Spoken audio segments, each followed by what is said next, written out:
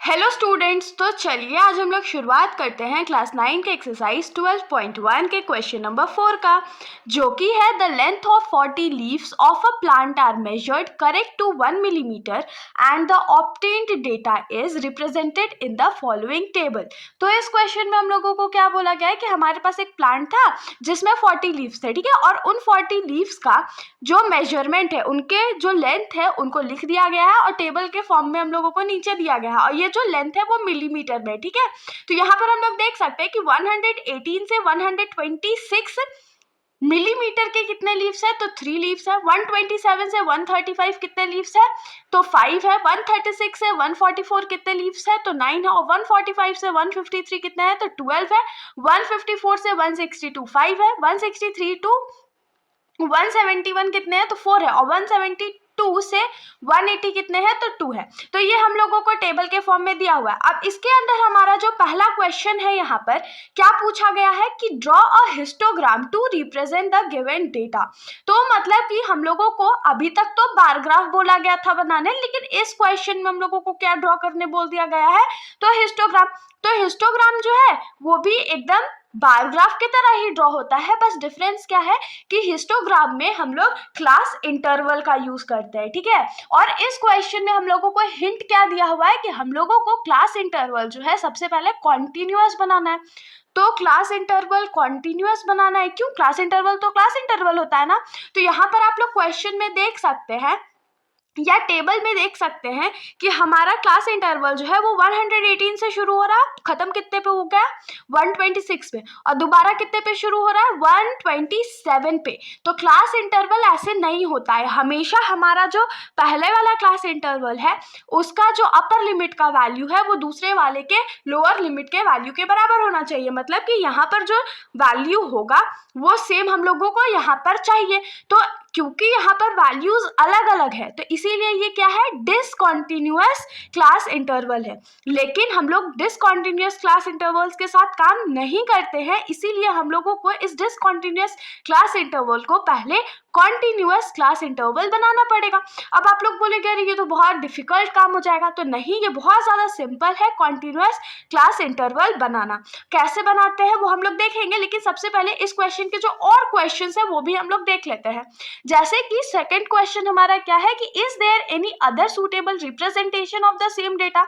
इसमें क्या पूछा गया है कि अगर हम लोगों को इसी डेटा को रिप्रेजेंट करना है, लेकिन इस बार हिस्टोग्राम में नहीं करना है, किसी और फॉर्म में, जैसे बार ग्राफ, पाई चार्ट, ये सब फॉर्म में करना है, तो क्या हम लोग कर सकते हैं? तो ये तो क्वेश्चन बनाएंगे, उसके बाद आंसर करेंगे ही हम लोग।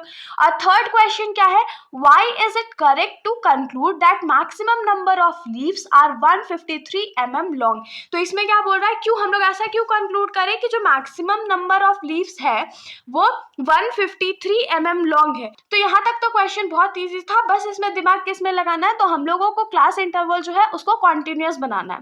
तो क्लास इंटरवल को कॉन्टिन्यूअस बनाएंगे कैसे, ये देख लेते हैं।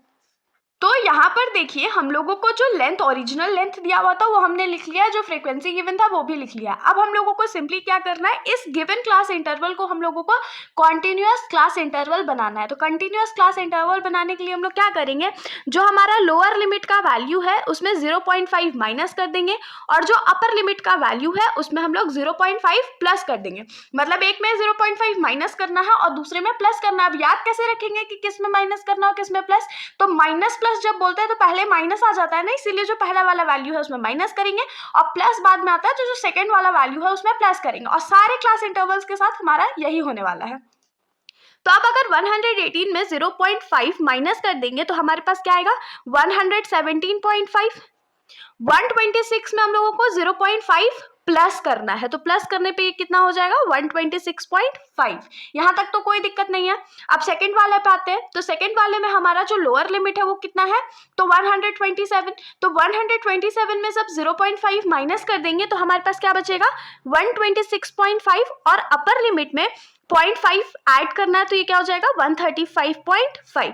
अब आप लोग यहाँ पर देख सकते हैं कि हमारा ये जो क्लास इंटरवल है वो कॉन्टिन्यूअस हो रहा है। कैसे कंटिन्यूअस हो रहा है, तो 126.5 खत्म हो रहा था और फिर 126.5 से शुरू हो रहा है, मतलब इसका अपर लिमिट और इसका लोअर लिमिट जो है वो सेम हो गया। तो यहाँ पर हमारा जो क्लास इंटरवल है वो कॉन्टिन्यूअस हो रहा है। अब सेम चीज हम लोग बाकी साथ के करने वाले हैं, जैसे कि यहाँ पर ये 135.5 हो जाएगा और ये 144.5 हो जाएगा। ये 144.5 है और ये 153.5 हो जाएगा। यहाँ पर ये 154.5 हो जाएगा और ये 162.5, मतलब यहाँ ये 3 है, 153.5, क्योंकि 0.5 माइनस किए थे तो 0.5 माइनस करेंगे तो इतना ही आएगा। फिर सिमिलरली यहाँ पर क्या हो जाएगा 162.5 माइनस 171.5 और लास्ट वाला हमारा क्या हो जाएगा 171.5 माइनस मतलब 180.5। तो यहाँ पर हमारा जो क्लास इंटरवल है वो कॉन्टिन्यूअस हो गया। अब जब हमारा कॉन्टिन्यूअस क्लास इंटरवल मिल गया है तो हम लोग बहुत सिंपली हिस्टोग्राम बना सकते हैं। तो अब जो हम लोग वैल्यूज यूज करेंगे ये वाला वैल्यू नहीं होने वाला है, सिर्फ इन दोनों वैल्यू का यूज होगा। तो चलिए शुरुआत करते हैं। तो हिस्टोग्राम बनाने के लिए सबसे पहले हम लोग कार्टेशियन प्लेन बना लेते हैं। तो यहाँ पर हमारा कार्टेशियन प्लेन जो है वो बन चुका है। ये हमारा एक्स एक्सिस है जिसपे हमने जो कॉन्टिन्यूअस क्लास इंटरवल अभी मार्क करे थे उसका सारा वैल्यूज था। जैसे कि पहला वैल्यू जो था वो क्या था 117, उसके बाद 126.5, फिर 135.5, फिर 144.5 और ऐसे करके 180.5 तक हमने वैल्यूज लिख लिए। और हमारा वाई एक्सिस में कौन सा वैल्यूज होता है तो ऑफकोर्स फ्रीक्वेंसी वाला या नंबर ऑफ लीव्स स्टूडेंट्स वाला होता है। तो नंबर ऑफ लीव्स हमने यहाँ पर मार्क कर लिए हैं और यहाँ पर हमने एक एक का ही गैप लिया हुआ है। अब सिंपली हिस्टोग्राम ड्रॉ करने के लिए क्या करेंगे, हम लोग अपना स्केल उठाएंगे और फटाफट ड्रॉ करने लगेंगे। जैसे कि हम लोग देख सकते हैं कि क्लास इंटरवल में 117.5 से 126.5 के बीच में कितने लीव्स आ रहे हैं तो 3 आ रहे हैं। तो हम लोग का मार्किंग कुछ यहाँ तक जाएगा। तो हम लोग यहाँ से 3 सेंटीमीटर मेजर कर लेंगे और लाइन ज्वाइन कर देंगे। और क्योंकि वो 126.5 तक जा रहा है तो हम लोग 126.5 पे भी 3 सेंटीमीटर का लाइन ड्रॉ करेंगे और फिर इन दोनों लाइन्स को हम लोग आपस में ज्वाइन कर देंगे। तो यहाँ पर से हमारा पहला बन चुका है। अब आप लोग बोलेंगे अरे ये तो बार ग्राफ जैसा दिख रहा है। तो बार ग्राफ जैसा दिख रहा है लेकिन बार ग्राफ से थोड़ा डिफरेंट है। हम लोगों को कैसे पता चलेगा कि थोड़ा डिफरेंट है, तो जब आगे ड्रॉ करेंगे तो हम लोगों को दिखेगा। नेक्स्ट जो है वो 126.5 से 135.5 पे हम लोगों के पास कितना लीव्स है तो 5 लीव्स है। अब 126.5 पे तो हमने पहले से लाइन ड्रॉ कर रखा है, लेकिन फिर से हम लोगों को 126.5 से लाइन तो ड्रॉ करना पड़ेगा। तो कितना का लाइन ड्रॉ करना है, फ्रीक्वेंसी 5 तक का। तो यहाँ पर से 2 सेंटीमीटर और ऐड कर देते हैं, या 5 तक आप लोग यहाँ पर मार्किंग देख लो, सेंटीमीटर वाइज नहीं भी जाओगे तो चलेगा। और 135.5 पर भी 5 फ्रीक्वेंसी था तो 5 तक हम लोग मार्क कर लेते हैं और इन दोनों को ज्वाइन कर देते हैं। तो ये हमारा क्या हो गया 126.5 से 135.5 तक का बन गया। उसके बाद हमारा क्या है 135.5 से 144.5 तक कितना फ्रीक्वेंसी गया है हमारा तो 9। तो मतलब कि यहाँ से हम लोग फ्रीक्वेंसी जो है 135.5 से 9 तक को बढ़ाएंगे। 9 हमारा यहाँ पर है तो हम लोग उसको यहाँ पर ज्वाइन कर देंगे। और क्योंकि वो 144.5 तक गया है तो यहाँ पर भी हम लोग 9 सेंटीमीटर का एक लाइन खींच देंगे या 9 फ्रीक्वेंसी तक का एक लाइन ड्रॉ कर देंगे और इन दोनों को ज्वाइन कर देंगे। उसके बाद हम लोग आ जाते हैं 144.5 से 153.5 तक में, जिसमें हमारा फ्रीक्वेंसी जो है वो कितना गया है 12 गया है। तो 12 तक का लाइन ड्रॉ करेंगे और लाइन तो दोनों तरफ से ड्रॉ होता है, तो इधर से भी हम लोग 153.5 पे भी 12 का लाइन ड्रॉ कर देते हैं फ्रीक्वेंसी का। और फिर हमने इसको यहाँ पर ज्वाइन कर दिया। अब नेक्स्ट क्या है 153 से 162.5 के बीच में कितना फ्रीक्वेंसी हमारा गया है तो 5। तो 5 फ्रीक्वेंसी पे लाइन ड्रॉ करेंगे। अब 5 पे तो ये ऑलरेडी ड्रॉन है ना, तो 5 क्या करते हैं पॉइंट हम लोग यहाँ पर एक मार्क कर देते हैं और 162.5 पे एक 5 फ्रीक्वेंसी तक का लाइन ड्रॉ कर देते हैं और इन दोनों पॉइंट्स को मैच करा देते हैं। ये हमारा फ्रीक्वेंसी बन गया। अब जो सेकेंड लास्ट है हमारे पास वो कितना है 162.5 से 171.5 तक का, और यहाँ का फ्रीक्वेंसी हमारा कितना गया है तो 4 गया। और 4 तो नेक्स्ट वाले वैल्यू से छोटा है, इसीलिए हम लोग क्या करते हैं यहाँ पर डायरेक्टली 4 फ्रीक्वेंसी तक का एक लाइन ड्रॉ करते हैं और उसके बाद हम लोग इसको यहाँ पर ज्वाइन कर देते हैं। और लास्ट फ्रीक्वेंसी जो है हमारा वो कितना है तो 2। तो 2 के लिए भी हम लोग यहाँ पर लास्ट वाले 180.5 पर लाइन ड्रॉ करेंगे और यहाँ से इसको ज्वाइन कर देंगे।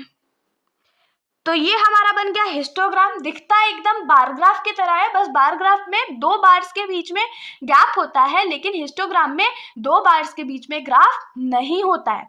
तो यहाँ पर क्या हो गया हमारा हिस्टोग्राम जो है वो एकदम रेडी है। अब हम लोग आ जाते हैं इस क्वेश्चन के सेकेंड पार्ट पर। तो इस क्वेश्चन का जो सेकेंड पार्ट है उसमें हम लोगों से क्या पूछा गया था कि अगर इसी इंफॉर्मेशन के लिए हम लोग हिस्टोग्राम ना ड्रॉ करके कुछ और ग्राफ का यूज करना चाहे तो कौन सा ऐसा सुटेबल ग्राफ होगा जिसका हम लोग यूसेज कर सकते हैं।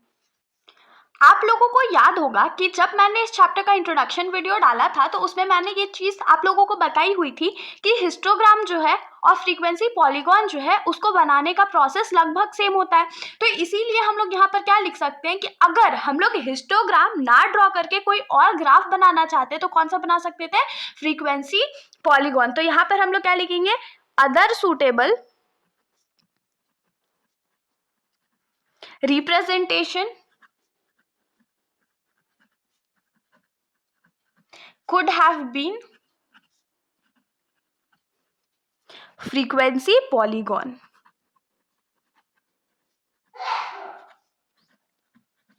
तो यहाँ पर हमारा फ्रीक्वेंसी पॉलीगॉन यूज हो सकता था, ठीक है।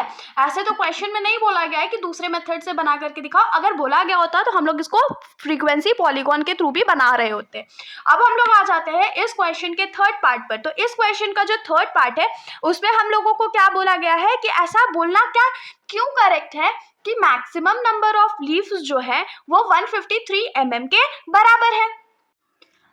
तो यहाँ पर हम लोग क्या लिखेंगे कि no, it is not correct to conclude that maximum number of leaves are 153 mm long because. अब इसमें बिकॉज का रीजन क्या देंगे कि सारे हम लोग ऐसा कंक्लूड नहीं कर सकते हैं कि मैक्सिमम नंबर ऑफ लीफ जो है वो 153 mm लॉन्ग है। क्यों? क्योंकि हम लोगों को क्वेश्चन में क्या गिवन था कि रेंज, फ्रीक्वेंसी या नंबर ऑफ लीव्स जो है वो सबसे ज्यादा किस में थे, तो 145 से 153 वाले रेंज में। तो वो तो रेंज है ना, जरूरी थोड़ी है कि वो जो 12 लीव्स थे या मैक्सिमम नंबर ऑफ लीव्स जो थे वो उस रेंज में पड़ते हैं। 153 mm ही तो नहीं हो सकता है वो 146 हो, 147 हो, 148 हो। इसीलिए हम लोग क्या बोलेंगे, because 145 to 153 is a range